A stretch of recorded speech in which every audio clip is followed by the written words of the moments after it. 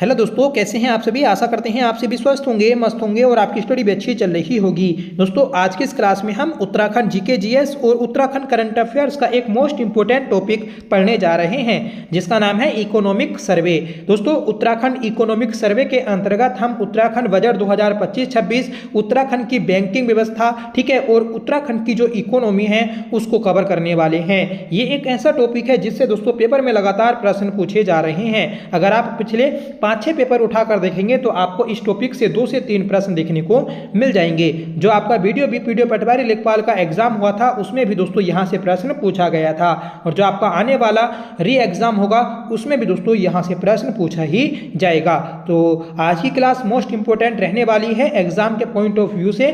तो आपसे रिक्वेस्ट है कि प्लीज आप इस क्लास को एंड तक जरूर देखिएगा और कमेंट करके बताइएगा कि आपको यह क्लास कैसी लगी। तो चलिए शुरू कर लेते हैं आज की अपनी इस क्लास को, जिसका पहला क्वेश्चन है कि बजट 2025-26 में उत्तराखंड राज्य में पहली बार कितने रुपए से अधिक का आय व्यय प्रस्तुत किया गया है।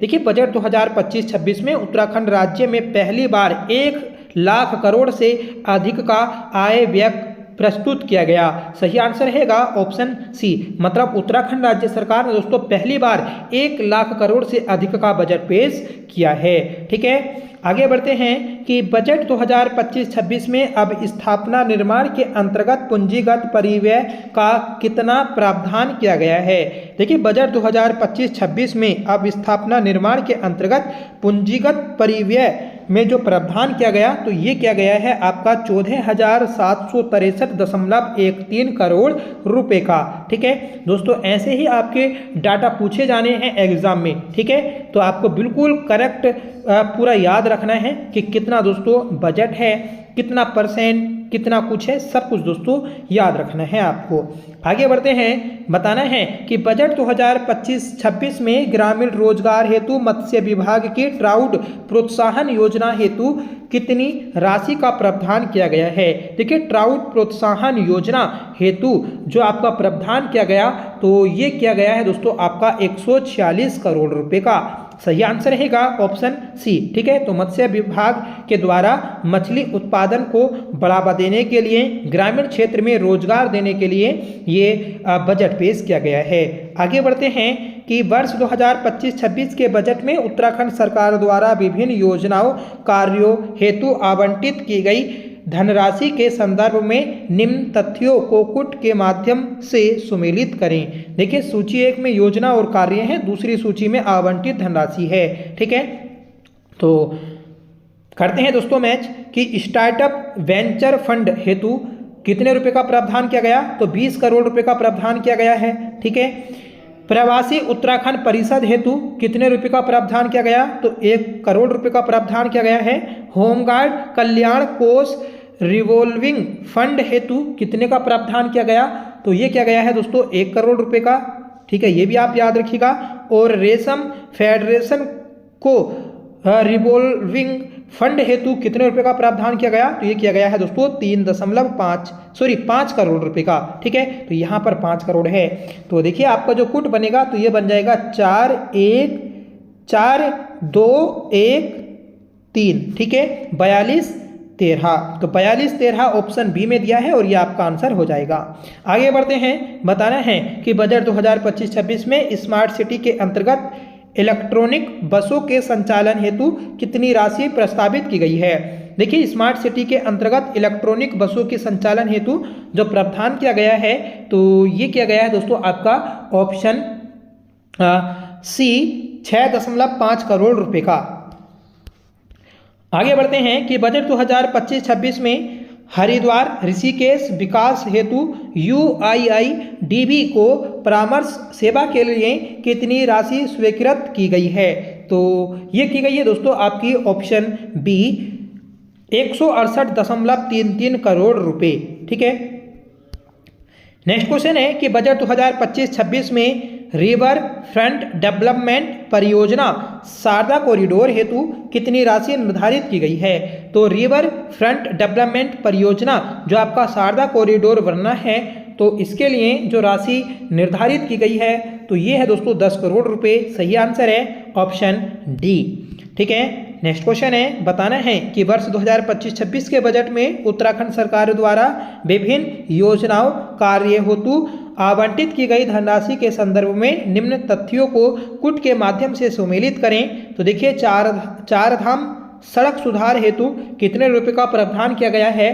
तो ये किया गया है दोस्तों आपका 10 करोड़ रुपए का। ठीक है, जमरानी बांध परियोजना के लिए 625 करोड़ रुपए का प्रावधान किया गया। पीएम ग्राम सड़क योजना हेतु कितने का प्रावधान किया गया? तो दोस्तों 1065 करोड़ रुपए का प्रावधान किया गया। और सोंग परियोजना के लिए 75 करोड़ रुपए का प्रावधान किया गया है। आपका कुट बनेगा 2, 3, 1, 4 मतलब 23, 14। तो 23, 14 ऑप्शन सी में दिया है और ये आपका आंसर हो जाएगा। आगे बढ़ते हैं, बताना है कि उत्तराखंड सरकार ने वित्त वर्ष 2025-26 के लिए कितने करोड़ रुपए का बजट पेश किया है? देखिए, उत्तराखंड सरकार ने वित्त वर्ष 2025-26 के लिए जो बजट पेश किया है तो ये 10,11,75.33 करोड़ रुपए का प्रावधान किया है। सही आंसर रहेगा ऑप्शन सी, 1,01,175.33 करोड़ रुपए का प्रावधान किया गया दोस्तों इस साल के बजट में। और यह पहला अवसर है कि उत्तराखंड का बजट 1 लाख करोड़ से अधिक का है। ठीक है, और दोस्तों इन पिछले 25 सालों में उत्तराखंड का बजट जो है इस बार का तो ये 20 गुने से अधिक है। ठीक है, तो पहला अवसर है ये, मतलब जो उत्तराखंड में पहली बार बजट पेश किया गया था रमेश पोखरियाल निशंक के द्वारा 3 मई 2001 को, तो उस बजट का इस बार का बजट 20 गुने से अधिक है। ठीक है, और पहली बार दोस्तों निर्वाचित सरकार के द्वारा जो बजट पेश किया गया था तो वह मुख्यमंत्री नारायण दत्त तिवारी के द्वारा ही पेश किया गया था। आगे बढ़ते हैं, बताना है कि वर्ष 2025-26 के बजट में उत्तराखंड सरकार के द्वारा विभिन्न योजनाओं कार्यों हेतु आवंटित की गई धनराशि के संदर्भ में निम्न तथ्यों को कूट के माध्यम से सुमेलित कीजिए। देखिए, योजना और कार्य दिए हैं, आवंटित धनराशि दी है। तो समान नागरिक संहिता के क्रियान्वयन के लिए कितनी राशि का प्रावधान किया गया?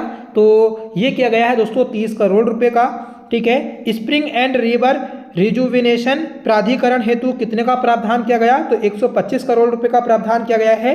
भारतीय न्यायिक संहिता के लिए तो 20 करोड़ रुपए का, और जलवायु परिवर्तन समन हेतु 60 करोड़ रुपए का प्रावधान किया गया। कुट बन जाएगा 1, 2, 3, 4। ठीक है, तो ये है दोस्तों आपका ऑप्शन डी। नेक्स्ट क्वेश्चन है कि 2025-26 का ज्ञान आधारित बजट पर ज्ञान के बिंदु हैं। देखिए, जो उत्तराखंड का बजट है 2025-26 का तो ये ज्ञान पर आधारित है।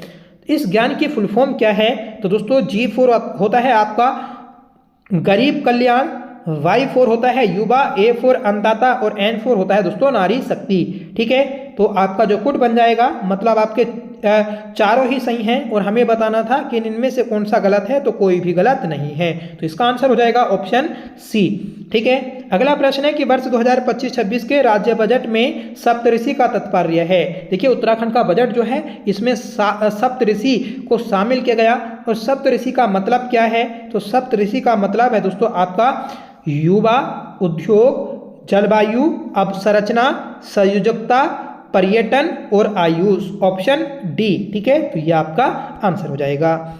नेक्स्ट क्वेश्चन रहेगा, बताना है कि वर्ष 2025-26 के बजट के आधार स्तंभों में अग्रणी उत्तराखंड राज्य की स्थापना हेतु नमो बजट के बिंदु हैं। देखिए, अग्रणी उत्तराखंड राज्य की स्थापना हेतु नमो बजट के जो बिंदु हैं तो N4 नवाचार, A4 आत्मनिर्भर, M4 महान विरासत और दोस्तों O4 ओजस्वी मानव संसाधन। ठीक है, तो इसमें बताना है कि कौन से कुट आपके सही हैं। तो सभी दोस्तों आपके सही हैं, ऑप्शन डी आपका करेक्ट है।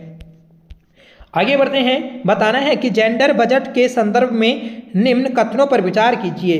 देखिए, जेंडर बजट के बारे में बताना है तो जेंडर बजट उत्तराखंड राज्य में पहली बार 2007-08 में प्रस्तुत किया गया था। वित्तीय वर्ष 2025-26 में 16,961.32 करोड़ रुपए का जेंडर बजट प्रस्तुत किया गया है। ये बात भी सही है। वित्तीय वर्ष 2024-25 के मुकाबले 2025-26 में जेंडर बजट में 16.66% की वृद्धि हुई है। ये बात भी दोस्तों सही है। तो तीनों ही दोस्तों आपके कथन सही हैं। हमें बताना है कि कौन सा सही विकल्प है। ठीक है, तो दोस्तों आपके तीनों ही सही हैं, तो ऑप्शन बी आपका करेक्ट हो जाएगा। देखिए, बजट से संबंधित आपका कोई भी पॉइंट नहीं छूटेगा, ना ही बैंकिंग व्यवस्था से संबंधित कोई पॉइंट छूटेगा, और ना ही दोस्तों आपकी जो इकोनॉमिक सर्वे है उत्तराखंड का उससे छूटने वाला है। सब कुछ दोस्तों आपका इस क्लास में मिल जाएगा। ठीक है, बस आपको धैर्य रखना है और वीडियो को लास्ट तक देखना है। आगे बढ़ेंगे कि उत्तराखंड सरकार के बजट 2025-26 में स्वयं का कर राजस्व और केंद्रीय करों में राज्य का हिस्सा के बीच कितने प्रतिशत अंतर है। तो ये है दोस्तों आपका 9.92% का सही आंसर हो जाएगा ऑप्शन ए। ठीक है, स्वयं का कर राजस्व, इससे दोस्तों उत्तराखंड को सर्वाधिक आय हुई है। मतलब जो उत्तराखंड का बजट पेश किया गया तो उस बजट में सर्वाधिक जो हिस्सा है तो वह स्वयं के कर राजस्व का है।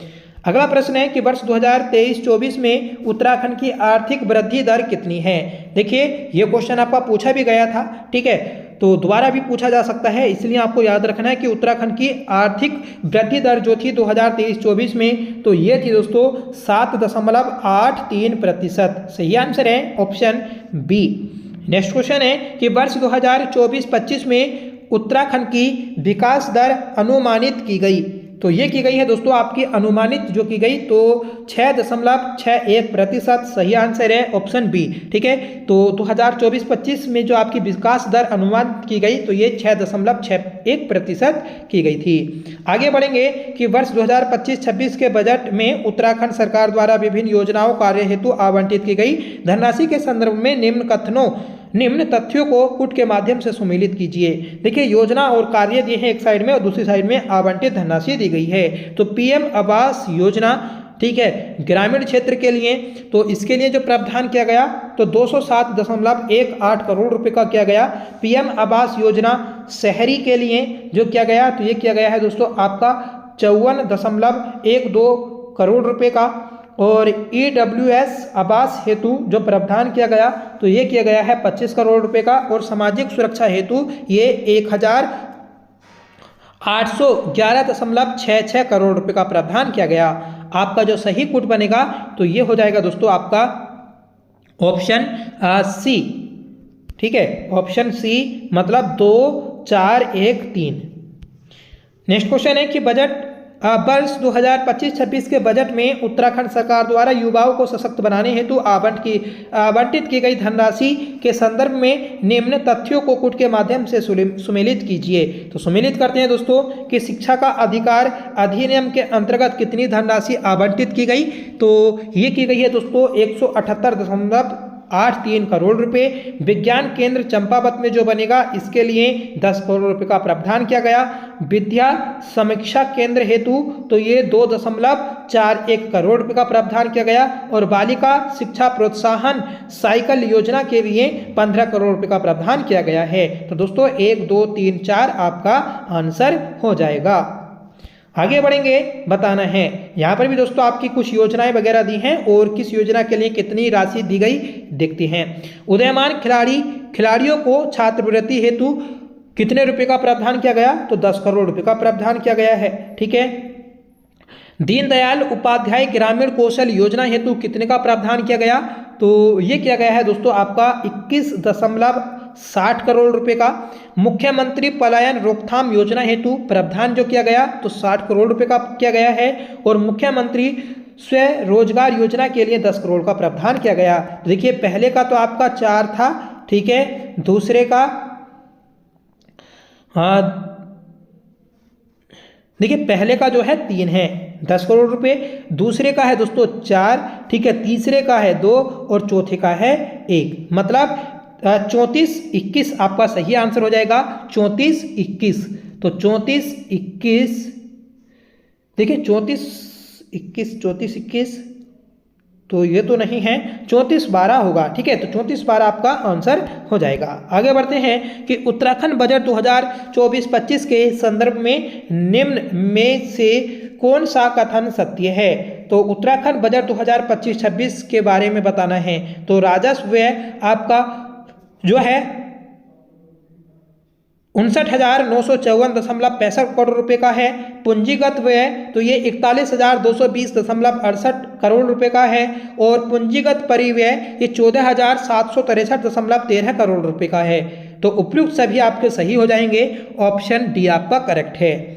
आगे बढ़ेंगे, बताना है कि वर्ष 2024-25 में राज्य अर्थव्यवस्था में तीनों क्षेत्रों के योगदान के संदर्भ में नीचे दिए गए तथ्यों को कूट के माध्यम से सुमेलित कीजिए। देखिए, प्राथमिक क्षेत्र का जो हिस्सा रहा तो ये है दोस्तों आपका 9.34% का, द्वितीय क्षेत्र का 44.56% का हिस्सा है और तृतीय क्षेत्र का 40.02% का हिस्सा है। ठीक है, तो आपके तीनों ही सही हैं और ये क्वेश्चन भी दोस्तों आपका पूछा गया था। ठीक है, जो आपका लोअर पीसीएस का एग्जाम हुआ था उसमें ये क्वेश्चन आया था। तो आपका जो सही आंसर हो जाएगा तो 1 2 3 मतलब ऑप्शन डी। ठीक है, आगे बढ़ेंगे कि उत्तराखंड बजट 2024-25 के संदर्भ में निम्न में से कौन सा कथन सत्य है। तो कौन सा कथन सत्य है देखते हैं। देखिए, कुल प्राप्तियां कितनी थी तो 1,01,034.75 करोड़ रुपए थी। राजस्व प्राप्तियां तो 62,540.54 करोड़ रुपए थी और पूंजीगत प्राप्तियां ये 38,494.21 करोड़ रुपए थी। ठीक है, तो आपका सही आंसर हो जाएगा ऑप्शन डी, उपयुक्त सभी। आपको दोस्तों बिल्कुल करेक्ट ऐसे ही डाटा याद रखना है, तभी जाकर दोस्तों आप क्वेश्चन को सही कर पाएंगे, अन्यथा दोस्तों आप गलत कर बैठेंगे। ठीक है, तो याद रखिएगा कि राजस्व प्राप्तियां कितनी हैं और कुल प्राप्तियां कितनी है, पूंजीगत प्राप्तियां कितनी हैं। आगे बढ़ते हैं कि कथन ए, उत्तराखंड में 2024-25 के दौरान सबसे अधिक मूल्य संवर्धन लोक प्रशासन एवं अन्य सेवाओं में होने की संभावना है। तो दोस्तों सही बात है। कारण आर है कि राज्य में सेवा क्षेत्र का योगदान बढ़ता जा रहा है। ये बात भी सही है, क्योंकि दोस्तों पहले क्या होता था, जो आपका द्वितीय क्षेत्र था तो उसका उत्तराखंड की इकोनॉमी में सर्वाधिक योगदान रहता था। अब दोस्तों जो सेवा क्षेत्र है उसका सर्वाधिक योगदान होता है और धीरे धीरे दोस्तों ये बढ़ रहा है। तो ऑप्शन ये आपका करेक्ट हो जाएगा कि दोनों कथन सही हैं और आर ए की व्याख्या है।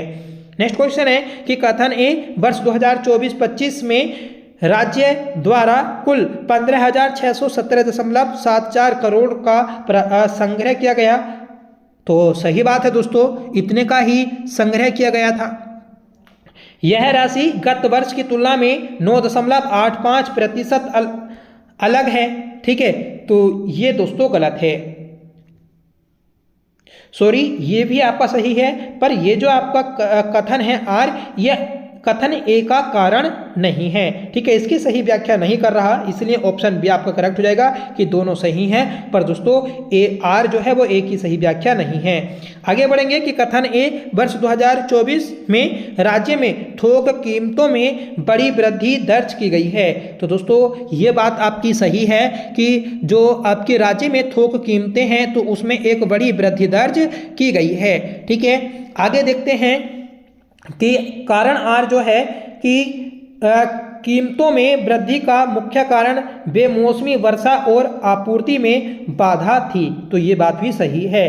तो दोस्तों दोनों ही आपके सही हैं, तो ऑप्शन ए आपका करेक्ट है। आगे बढ़ेंगे, बताना है कि कथन ए, मृदा स्वास्थ्य कार्ड योजना के तहत 405.56 करोड़ की धनराशि खर्च की गई।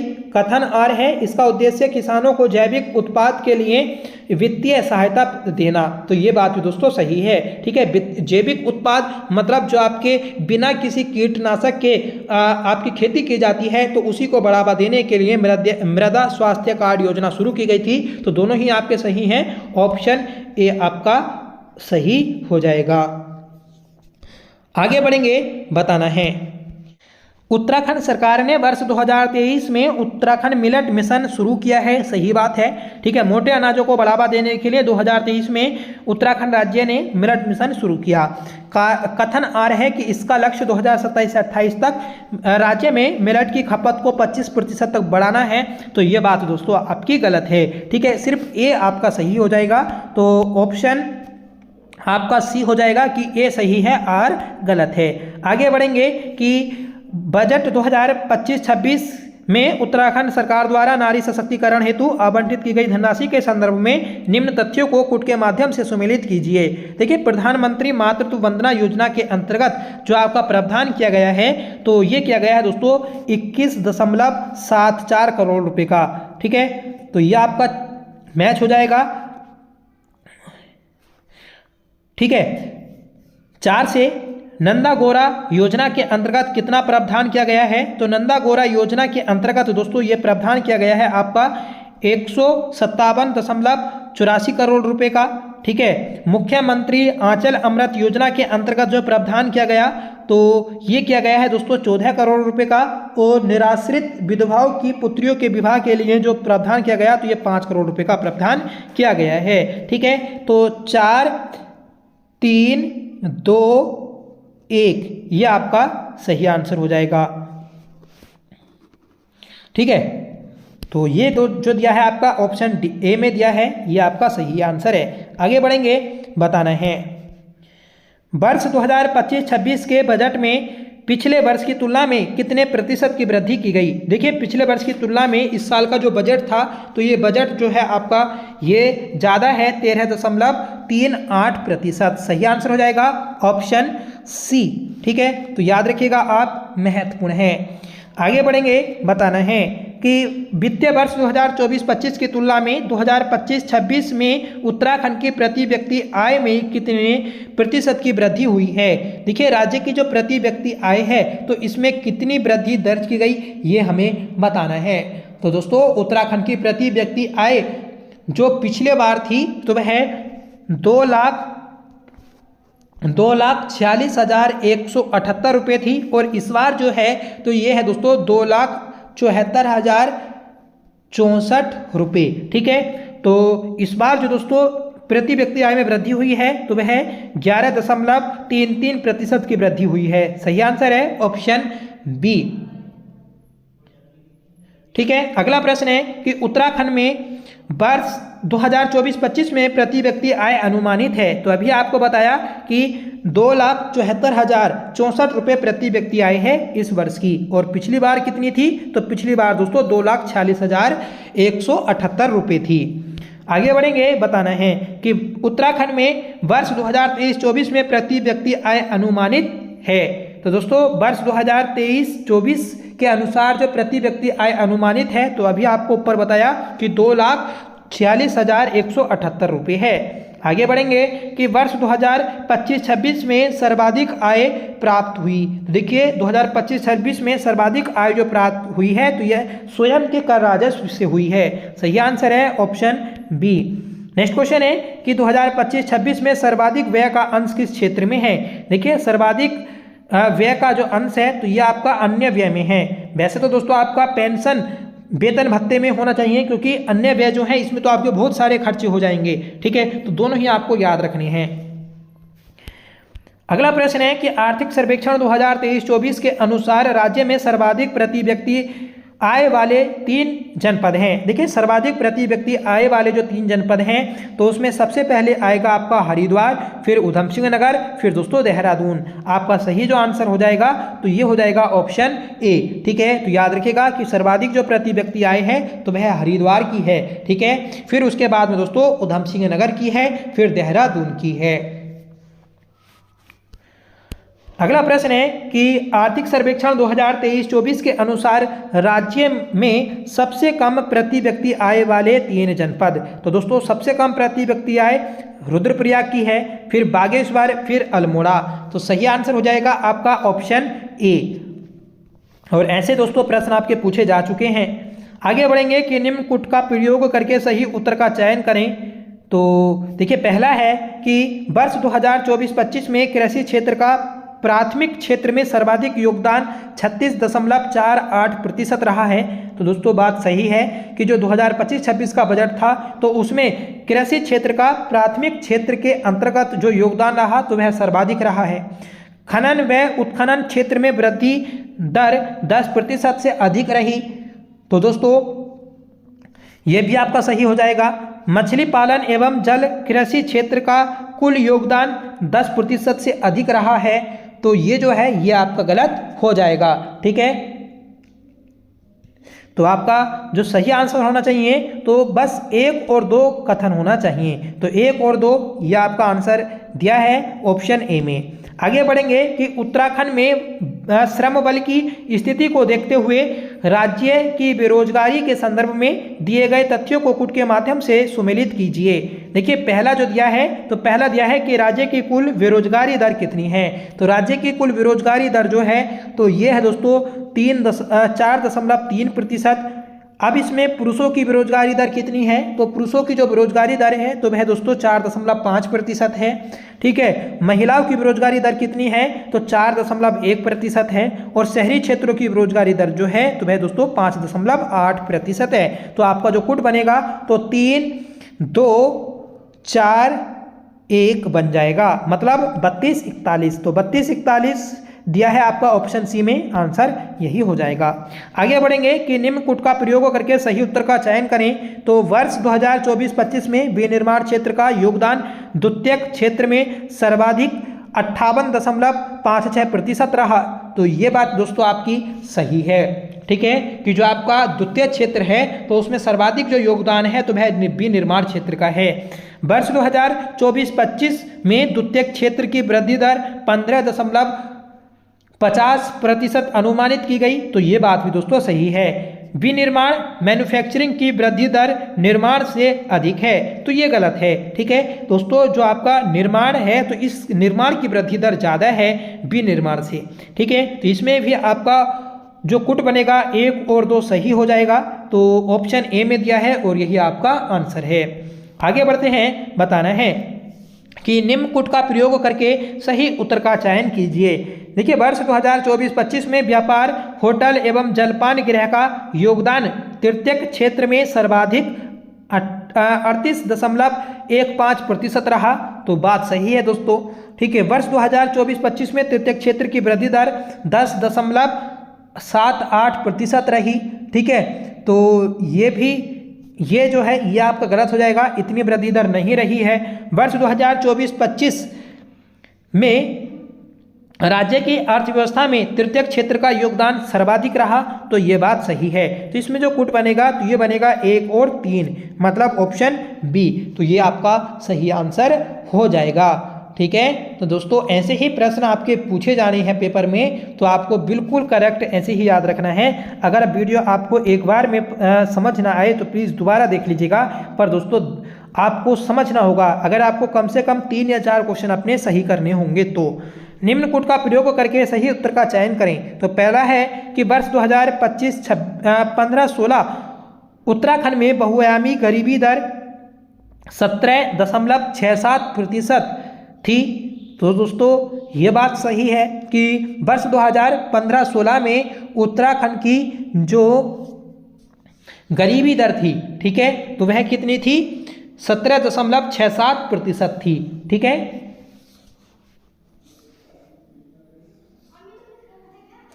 अगला है कि उत्तराखंड बहुआयामी गरीबी सूचकांक 2023 में 5वें स्थान पर है। तो दोस्तों उत्तराखंड में जो बहुआयामी गरीबी सूचकांक था, ठीक है, तो उसमें 5वें स्थान पर नहीं रहा है। ठीक है, इस चीज को याद रखिएगा आप। ये 15वें स्थान पर था। ठीक है, 5वें स्थान पर नहीं, 15वें स्थान पर था। इस चीज को नोट करना है। वर्ष 2019-21 में 9.67% लोग बहुआयामी गरीबी से बाहर हुए हैं। तो ये दोस्तों सही हो जाएगा। ठीक है, तो इस क्वेश्चन का जो सही आंसर होगा 1 और 3 हो जाएगा। ठीक है, 1 और 3 मतलब ऑप्शन ए में दिया है और यही आपका आंसर होना है। तो याद रखिएगा कि 2023 में उत्तराखंड बहुआयामी गरीबी सूचकांक में किस स्थान पर था, तो 15वें स्थान पर था। आगे बढ़ते हैं कि निम्न लिखित कथनों पर विचार कीजिए। तो पहला कथन है कि देहरादून जिले में बहुआयामी गरीबी सबसे अधिक है। तो ये दोस्तों गलत हो जाएगा। ठीक है, क्योंकि राज्य में सर्वाधिक जो बहुआयामी गरीबी है तो वह उत्तरकाशी में है, ना कि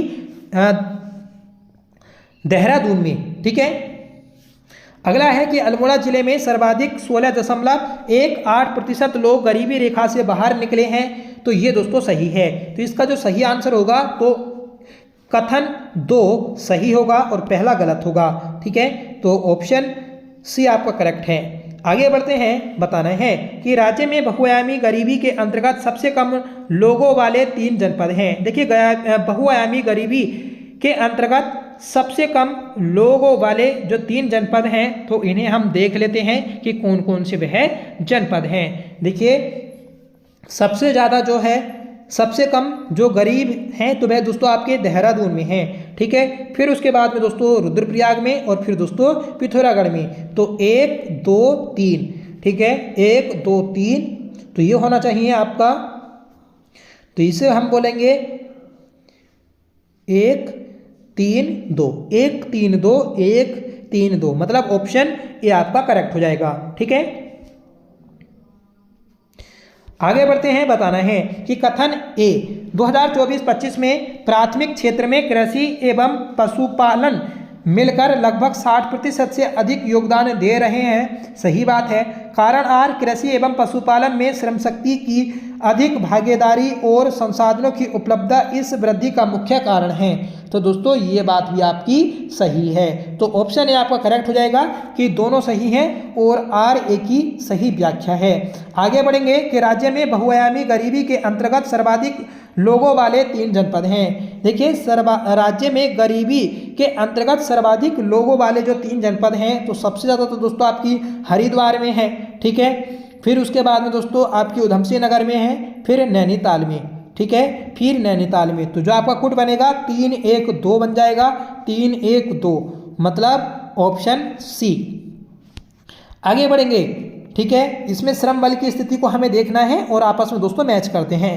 श्रमिक जनसंख्या अनुपात, तो श्रमिक जनसंख्या अनुपात ये कितना है? तो ये है दोस्तों आपका 44.2%। श्रम बल भागीदारी दर कितनी है? तो 46.2% है। ग्रामीण बेरोजगारी दर कितनी है? तो 3.9% है। और शहरी बेरोजगारी दर कितनी है? 5.8% है, ठीक है। तो आपका जो सही आंसर हो जाएगा तो वह होगा दोस्तों ऑप्शन डी, ठीक है। आपको ये चीज़ याद रखना है कि उत्तराखंड में कितने प्रतिशत जनसंख्या जो श्रमिक हैं, तो 44.2% लोग श्रमिक हैं। आगे बढ़ेंगे कि उत्तराखंड की बेरोजगारी दर राष्ट्रीय औसत से कम है। तो ये बात सही है कि उत्तराखंड की जो बेरोजगारी दर है तो वह राष्ट्रीय औसत से कम है। 2023-24 में महिला बेरोजगारी दर पुरुषों की तुलना में कम थी, ठीक है। तो ये भी दोस्तों आपका सही हो जाएगा।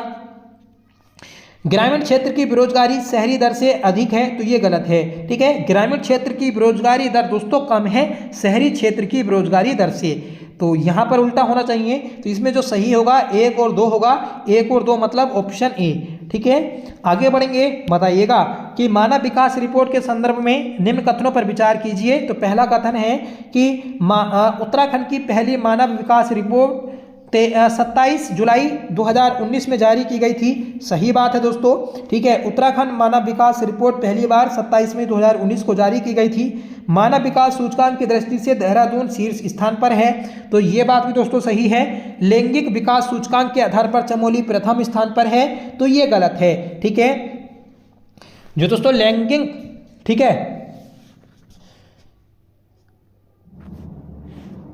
लैंगिक विकास सूचकांक के आधार पर चमोली नहीं उत्तरकाशी दोस्तों पहले स्थान पर है, ठीक है। तो यह आपका गलत हो जाएगा। इसमें जो सही है पहला और दूसरा सही है।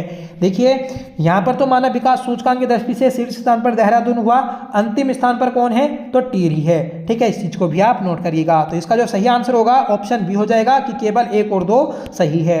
आगे बढ़ेंगे कि प्रथम मानव विकास रिपोर्ट के आधार पर सूची 1 को सूची 2 से सम्मिलित कीजिए। तो उच्चतम मानव विकास सूचकांक वाला जिला, तो उच्चतम मानव विकास सूचकांक वाला जिला तो देहरादून का है, क्योंकि देहरादून दोस्तों पहले स्थान पर है। न्यूनतम मानव विकास सूचकांक किस जिले का है? तो दोस्तों उत्तरकाशी का है। उच्चतम बहुआयामी गरीबी वाला जिला कौन है? तो उच्चतम बहुआयामी गरीबी वाला जो जिला है, देखिए यहाँ पर थोड़ा चेंज करते हैं कि जो आपका न्यूनतम मानव विकास सूचकांक वाला जो जिला है तो वह आपका टिहरी है। और उच्चतम बहुआयामी गरीबी वाला जो जिला है उत्तरकाशी है, ठीक है। और उच्चतम सकेरू घरेलू उत्पाद वाला जो जिला है तो वह दोस्तों हरिद्वार है। तो जो आपका कोड बनेगा तो ये बनेगा दोस्तों 4 3 2 1, मतलब 43 21। ऑप्शन बी आपका सही आंसर हो जाएगा। आगे बढ़ेंगे दोस्तों कि राज्य की मानव विकास रिपोर्ट के आधार पर सूची 1 को सूची 2 से सुमेलित कीजिए।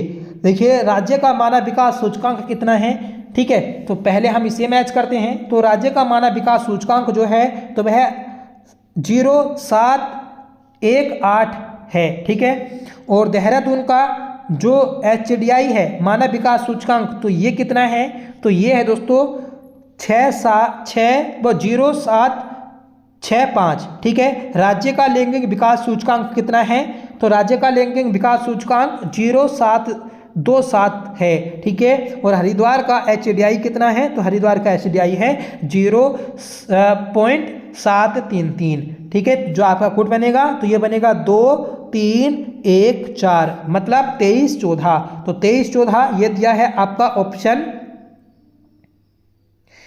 2314।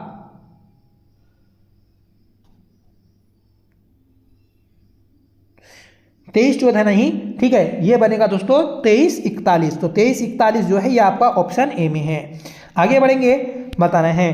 देखिए राज्य की सकल प्राप्तियों में GST और वैट का योगदान लगभग 50% है। तो दोस्तों राज्य की सकल प्राप्तियों में GST और वैट का योगदान जो है तो लगभग दोस्तों 50% है। ये बात दोस्तों आपकी सही है, ठीक है। उत्तराखंड में GST जो लागू हुई तो ये कब लागू हुई थी, तो 1 जुलाई 2017 को लागू हुई थी, याद रखिएगा, ठीक है। और वेट कब लागू हुआ, तो 2005 में लागू हुआ था। 2023-24 में राज्य का कर संग्रह 11,288.9 करोड़ रुपए था। तो ये भी दोस्तों आपका सही है। तो तीनों ही दोस्तों आपके सही हैं, ऑप्शन डी आपका करेक्ट हो जाएगा, ठीक है। देखिए जो आपका GST वाला बिल आया था तो ये दोस्तों मई में आया था, ठीक है, 3 मई 2017 को, ठीक है। और जुलाई में दोस्तों इसे लागू कर दिया गया था।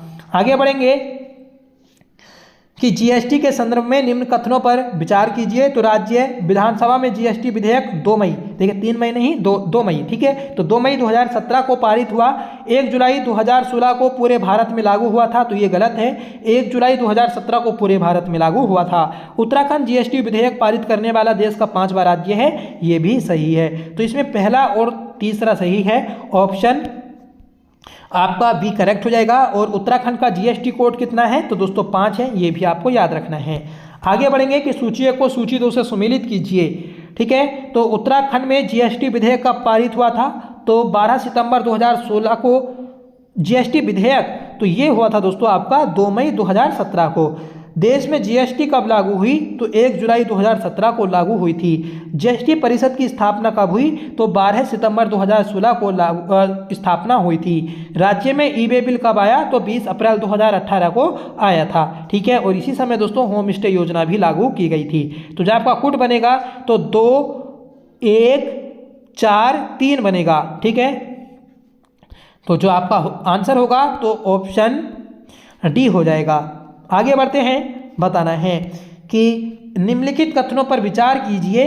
तो पहला कथन है कि GST के अंतर्गत पंजीयन हेतु उत्तराखंड राज्य में बायोमेट्रिक आधारित आधार प्रमाणीकरण व्यवस्था 31 जुलाई 2024 को लागू की गई, सही बात है, ठीक है। और उत्तराखंड दोस्तों बायोमेट्रिक पंजीकरण कराने वाला ये देश का जो राज्य बना है, तो ये 4था राज्य बना है, ये बात भी दोस्तों सही है। तो दोनों ही आपके सही हैं, सही आंसर हो जाएगा ऑप्शन सी, ठीक है।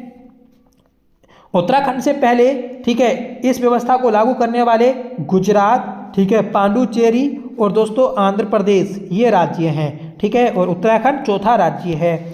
अगला प्रश्न है कि कथन ए, उत्तराखंड देश का पहला राज्य है जिसने सकल पर्यावरण उत्पाद बनाया, तो ये सही बात है। और ये क्वेश्चन दोस्तों पेपर में पूछा जा चुका है।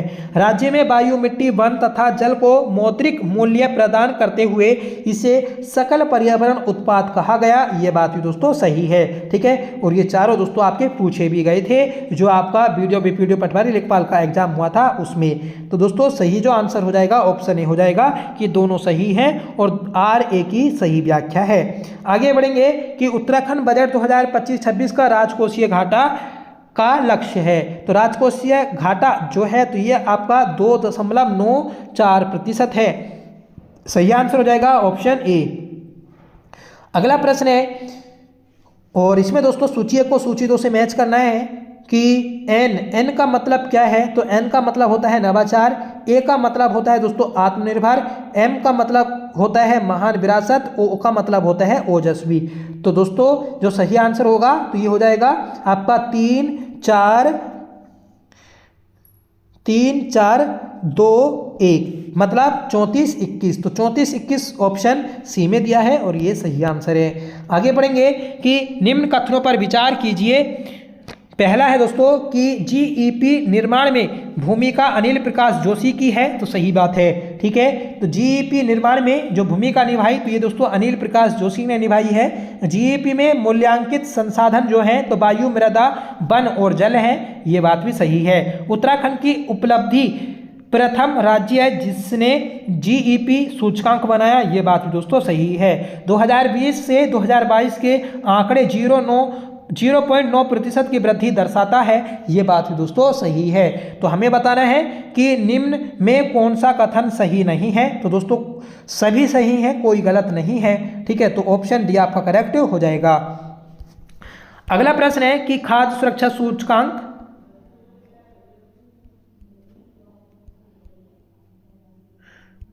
खाद्य सुरक्षा सूचकांक 2024 में उत्तराखंड का देश में कौन सा स्थान है, तो उत्तराखंड का देश में दोस्तों 18वां स्थान है और ये क्वेश्चन भी दोस्तों पूछा गया है। आगे बढ़ेंगे कि इंडिया जस्टिस रिपोर्ट 2025 के अनुसार उत्तराखंड का देश में कौन सा स्थान है, तो इंडिया जस्टिस रिपोर्ट 2025 में उत्तराखंड का 16वां स्थान है। ठीक है, तो ये आपका सही आंसर है, याद रखिएगा। आगे बढ़ते हैं, बताना है कि बिल लाओ इनाम पाओ योजना के अंतर्गत निम्नलिखित तथ्यों पर विचार कीजिए। ठीक है, तो दोस्तों देखते हैं कि कौन सा आपका सही है। पहला है कि बिल लाओ इनाम पाओ योजना का उद्देश्य ग्राहकों को बिल लेने हेतु प्रोत्साहन देता है, तो बात सही है दोस्तों। बिली यूके ऐप का प्रयोग खरीद की सूचना अपडेट करने हेतु है, सही बात है। ये योजना 1 सितंबर 2022 में आई थी, ये बात भी सही है। ठीक है, योजना लागू करने वाला विभाग राज्य कर विभाग है, तो ये भी दोस्तों आपका सही हो जाएगा। ठीक है, तो इस क्वेश्चन का जो सही आंसर होगा तो वह होगा दोस्तों आपका ऑप्शन, मतलब इसमें से बताना था कि निम्न में से कौन सा कथन सही नहीं है, तो दोस्तों सब ही सही है, तो ऑप्शन डी आपका करेक्ट हो जाएगा। ठीक है, आगे बढ़ते हैं कि 2025-26 का बजट आधारित है, तो 2025-26 का बजट जो है तो ये आपका नमो पर आधारित है। नेक्स्ट क्वेश्चन है कि वर्ष 2025-26 के बजट का आकार है, तो स्टार्टिंग में भी देखा था हमने कि 10,11,75.33 करोड़ रुपए का है। नेक्स्ट क्वेश्चन देखते हैं कि 2024-25 के सापेक्ष वर्ष 2025-26 के बजट आकार में कितने प्रतिशत की वृद्धि हुई, तो दोस्तों बजट के आकार में जो वृद्धि हुई है तो ये हुई है दोस्तों आपकी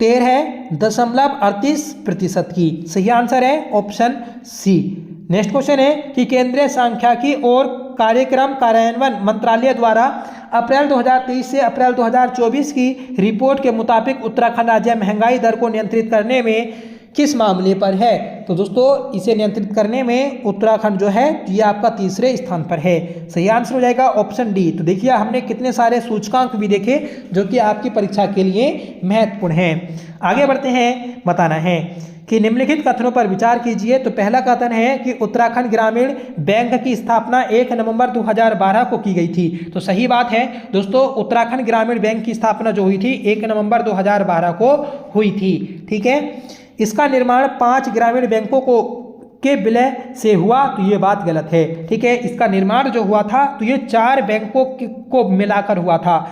ये 4 बैंकें कौन कौन सी हैं, तो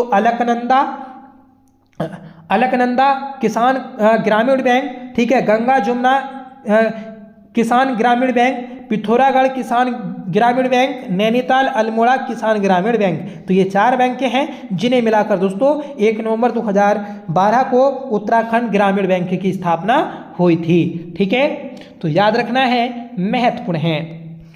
तो इस क्वेश्चन का जो सही आंसर होगा तो इसमें हो जाएगा दोस्तों 1 और 3 सही है, क्योंकि दूसरा तो गलत था। आगे बढ़ेंगे कि युग्मों को सत्य असत्य के रूप में वर्गीकृत कीजिए। देखिए, नैनीताल बैंक की स्थापना 1922 में की गई थी जीबी पंत के द्वारा, सही बात है।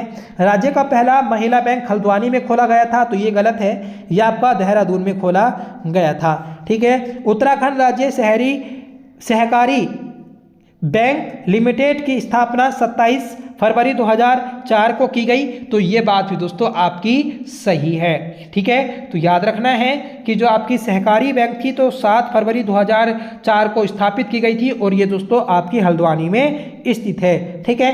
तो इसका जो सही आंसर होना चाहिए तो पहला और तीसरा होना चाहिए। ठीक है, मतलब पहला तीसरा तो सही है और दूसरा गलत है, तो ये आपका सही आंसर हो जाएगा। आगे बढ़ेंगे कि सूची 1 को सूची 2 से सम्मिलित करें। एक साइड में बैंक है, दूसरी साइड में उनकी स्थापना। तो राज्य का पहला महिला बैंक तो ये कब बना था? 28 फरवरी 2014 को बना था, सही बात है। ठीक है। नैनीताल बैंक 1922 में बना। राज्य सहकारी बैंक लिमिटेड ये 27 फरवरी 2004 को बना था हल्द्वानी में। उत्तराखंड ग्रामीण बैंक 1 नवंबर 2012 को बना, ये बात भी सही है। ठीक है। तो दोस्तों जो आपका सही आंसर हो जाएगा 1 2 3 4 हो जाएगा, और ये जो दिया है ऑप्शन सी में दिया है। ठीक है। नेक्स्ट क्वेश्चन है कि कथनों पर विचार कीजिए। पहला कथन है कि जलागम विकास निधि की स्थापना नाबार्ड के अंतर्गत की गई। तो जलागम विकास निधि की स्थापना जो की गई थी तो ये नाबार्ड के द्वारा की गई थी, तो ये सही है आपका। ठीक है। इसका उद्देश्य कृषि ऋण देना है, केवल कृषि ऋण देना है, तो ये गलत है। ठीक है। यह आपका सही आंसर जो होगा ऑप्शन ए हो जाएगा कि केवल एक सही है। आगे बढ़ते हैं कि 30 सितंबर 2024 तक राज्य में कुल बैंक शाखाओं के नेटवर्क के संदर्भ में सूची 1 को सूची 2 से सम्मिलित करें। तो सूची 1 में क्षेत्र दिए हैं, ठीक है, और दूसरी सूची में दोस्तों आपकी शाखाएं दी हैं कि कितनी शाखाएं हैं। देखिए, ग्रामीण क्षेत्र की जो शाखाएं हैं तो इनके बारे में बताना है हमें कि कितनी शाखाएं हैं। तो दोस्तों ग्रामीण बैंक की जो शाखाएं हैं तो 1212 हैं। ठीक है। अर्ध शहरी बैंक की जो शाखाएं हैं तो अर्ध शहरी बैंक की शाखाएं हैं दोस्तों आपकी 610। ठीक है। और शहरी बैंक की जो शाखाएं हैं तो ये हैं दोस्तों आपकी 750, और कुल बैंक शाखाएं हैं दोस्तों आपकी 2572। तो जो आपका कोड बनेगा 4321 हो जाएगा, ऑप्शन ए में दिया है, और ये आपका सही आंसर है। आगे बढ़ते हैं कि राज्य में 3 बैंकों को लीड बैंक की जिम्मेदारी दी गई, वो बैंक हैं। तो देखिए 3 बैंकों को लीड बैंक की जिम्मेदारी दी गई है। तो लीड बैंक में कौन कौन सी बैंक शामिल हैं? तो दोस्तों SBI शामिल है, Punjab national bank of Baroda, HDFC नहीं है। तो इसमें 1 और 2 3 शामिल हो जाएंगे।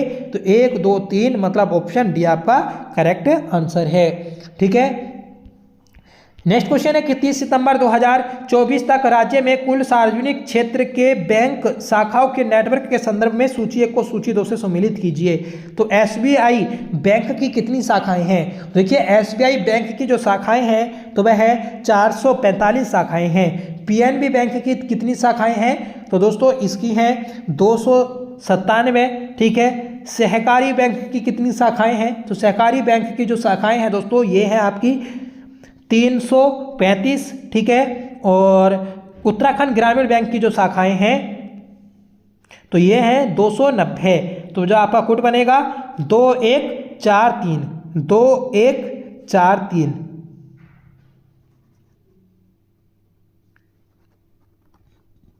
ठीक है। 2143। तो 2143 तो नहीं दिया है। ठीक है। तो दोबारा देखते हैं दोस्तों आपका, तो इसमें किसी एक को हमें ठीक करना होगा। ठीक है। 21, हाँ ये दिया तो है ऑप्शन डी में 2143। हाँ, तो यह आपका आंसर हो जाएगा। आगे बढ़ते हैं कि निम्न युग्मों को सत्य असत्य के रूप में वर्गीकृत कीजिए। SBI को राज्य में 9 पर्वतीय जिम्मेदारियां दी गई हैं। ठीक है। जनपदों में लीड बैंक की मतलब जो आपके 9 पर्वतीय जिले हैं तो उनमें लीड बैंक की जिम्मेदारी जो दी गई तो वह दोस्तों SBI को दी गई है। ठीक है। तो ये आपका सही है। ठीक है, राज्य में कुल 4 बैंकों को लीड बैंक की जिम्मेदारी दी गई, तो ये गलत हो जाएगा क्योंकि दोस्तों 3 ही बैंकों को दी गई है। पंजाब नेशनल बैंक को राज्य के 2 मैदानी जिलों देहरादून और हरिद्वार में लीड बैंक की जिम्मेदारी दी गई। तो दोस्तों इसका जो सही आंसर है तो वह है दोस्तों आपका ऑप्शन ए कि 1 और 3 सही है और दूसरा कथन जो था ये गलत था, क्योंकि लीड बैंक की जिम्मेदारी जो दी गई है ये 3 बैंकों को दी गई है। आगे बढ़ेंगे कि कथन 1 उत्तराखंड राज्य सहकारी बैंक की समस्त शाखाएं पूर्णतः CBS कोर बैंकिंग सॉल्यूशन प्रणाली पर कार्यरत हैं। तो दोस्तों इसका जो सही कथन है आपका, तो ये तो आपका सही हो जाएगा कि ये सही कथन है। उत्तराखंड सहकारी बैंक सहकारी क्षेत्र में नेशनल फाइनेंशियल स्विच से जुड़ने वाला देश का पहला बैंक है, ये बात भी सही है। तो दोनों ही सही है, तो ऑप्शन डी आपका करेक्ट हो जाएगा। आगे बढ़ते हैं, बताना है कि सूची को सूची 2 से सम्मिलित कीजिए कि सर्वाधिक बैंक शाखाओं वाला जिला, तो दोस्तों देहरादून है। सबसे कम बैंक शाखाओं वाला जिला रुद्रप्रयाग है। सबसे अधिक बैंकिंग आच्छादित जिला जो है तो ये कौन सा है, तो सर्वाधिक बैंक आच्छादित जिला वाला जिला जो है तो ये है दोस्तों आपका देहरादून, उधमसिंह नगर और हरिद्वार। सबसे कम आच्छादित वाले जो जिले हैं तो वह बागेश्वर, रुद्रप्रयाग और चंपावत और उत्तरकाशी हैं। तो जो आपका कोड बनेगा तो ये बनेगा 2134, 2134। तो ये है दोस्तों आपका ऑप्शन डी। अगला प्रश्न है कि इंटरनेट बैंकिंग सेवा प्रारंभ करने वाला उत्तराखंड का पहला नगरीय शहरी बैंक कौन सा है। तो पहला नगरीय शहरी बैंक जो है तो वह दोस्तों आपका कुरुमांचल है, जिसने इंटरनेट बैंकिंग सेवा शुरू की है। ठीक है, इसके अलावा दोस्तों और भी आपके कुछ क्वेश्चंस हैं। जैसे अगर आपसे पूछा जाए कि उत्तराखंड में RBI की शाखा कहाँ पर है, तो देहरादून में है। कब खोली गई, तो ये 5 मई 2006 को खोली गई थी। 5 मई 2006 को तो इसकी बैठक हुई थी, ठीक है, मसूरी में। और इसकी शाखा जो खोली थी तो वह 30 जून 2006 को खोली गई थी। ठीक है, तो याद रखिएगा इस समय RBI के जो गवर्नर थे तो वह दोस्तों YV रेड्डी थे। ठीक है, तो इस बात को भी आपको नोट करना है।